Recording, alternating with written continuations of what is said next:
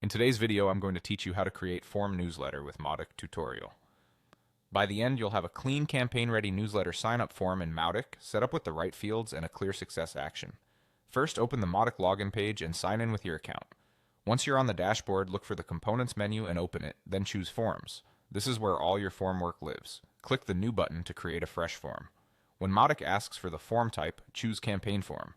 This option lets the form feed contacts directly into your campaigns and automations, which is perfect for newsletter subscriptions. Give your form a clear name so you can find it later, something like Newsletter Signup, Website. If you need to, add form attributes here as well. These control things like CSS classes or specific behaviors if your web team wants to style or target the form precisely. Next, choose what happens after a successful submission. You can redirect subscribers to a thank you page or show a confirmation message on the same page. Pick the approach that fits your funnel, then enter either the full redirect URL or the exact message text.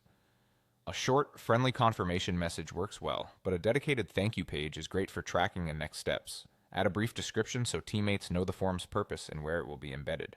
Now switch to the Fields area and add a new field. Select the field type you want to include. For a newsletter, start with email and optionally add first name if you plan to personalize messages. Enter a clear label so visitors know what to type.